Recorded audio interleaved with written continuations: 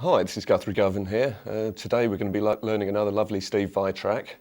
This one's called Tender Surrender, and for convenience I've decided to chop it up into 4 distinct sections.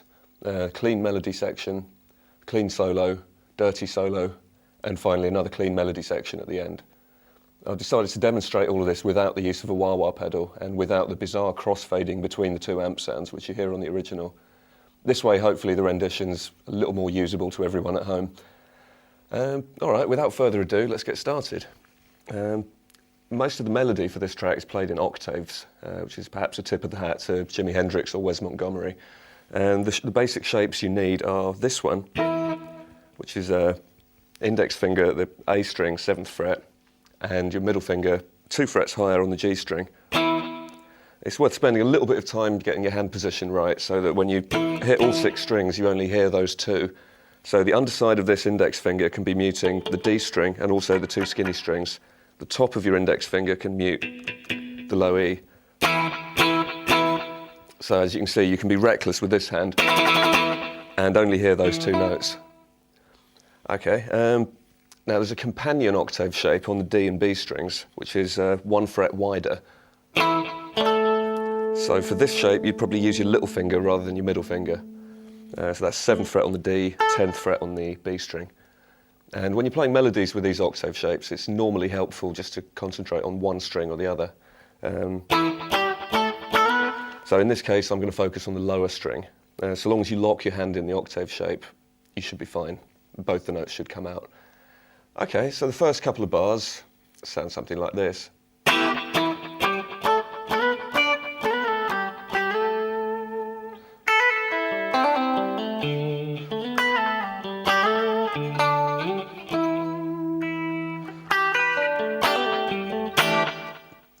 Okay, so if we slow that down, we start off with a little stab on an E minor 7 chord here. So you bar your index finger over the 7th fret, every string except the low E, and middle finger at 8th fret on the B string, and ring finger 9th fret on the D string.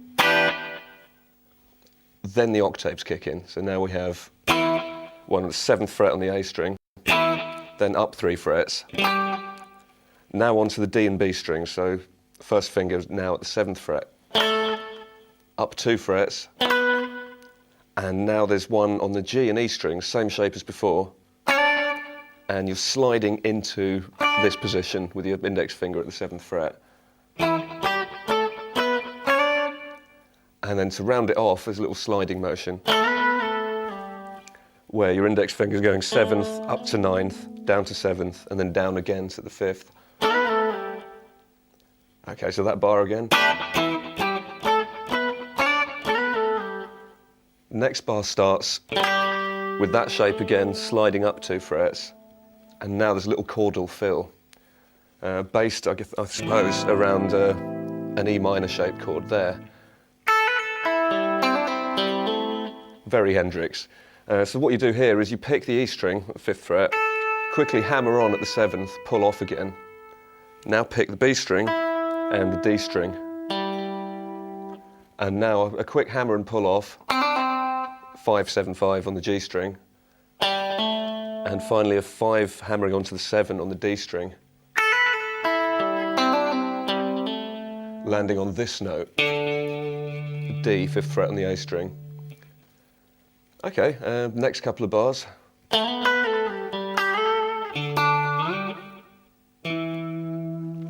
So what we're doing there, kind of breaking the octave shape up, so you play the lower note first and then the higher one.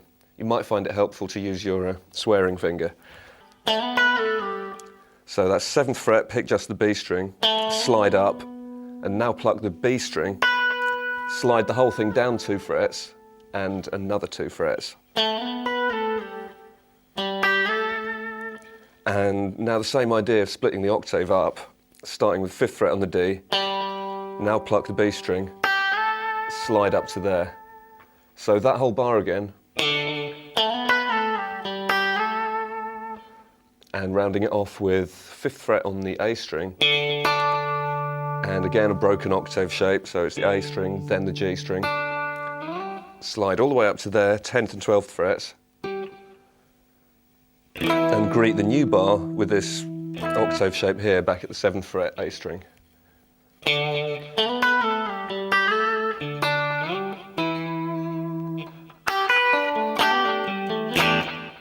All right, and another Hendrixian chord fill here.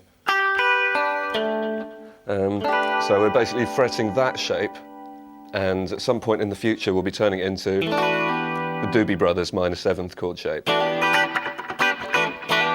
So what we're doing here is pick the B string at the 8th fret, and now the E string, let the bar do all the work. Now the G string and the D string, so B, E, G, D, and now pluck all three of those strings together, the D, G and B strings. Hammer on that chord shape there, as discussed earlier. And finally, 7th on the D, 10th on the A, 7th on the D again. So that whole fill.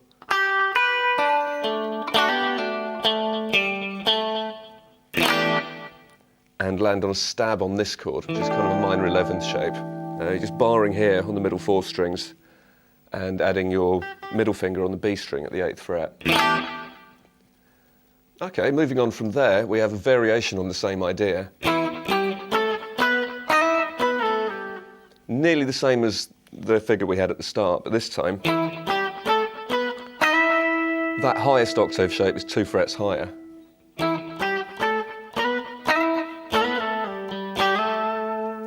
Otherwise, this is all stuff we've already done. So we move on to another fill. This is quite a Vyism whenever he's using a clean sound. It will go down and pick really near the bridge, so you get this thinner kind of tone. So what he's doing here is raking the 3 unwound strings downwards, starting at the 2nd fret on the G string, letting the other 2 ring out as open strings. And now you slide up to the 4th, down again, and now start pulling off between the open G string and the 2nd fret. And then speed the trill up at the end,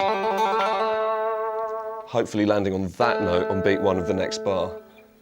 So that whole bar would be 3 and 4 and...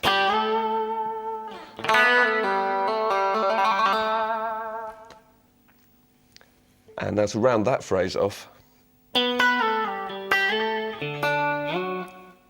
Now to simplify that, basically we've got this shape here, 9th fret, down 2 frets, down 2 more frets, slide back up to the last shape, and then on the A and G strings, this one here at the 5th fret, slide up 4, and finally you play that shape again and try and bend both of the notes a semitone sharp, and then down again. I wouldn't worry too much about the accuracy of this, because at the kind of speeds we're playing it at, it's more of an inflection rather than a separate melody. So that whole chunk again.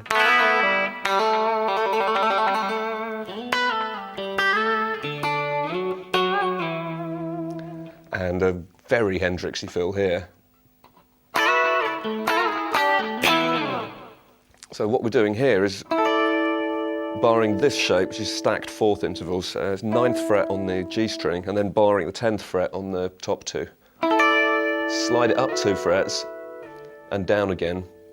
Now throw in one of these, it's a 1st finger bar on the 2 middle strings, 7th fret.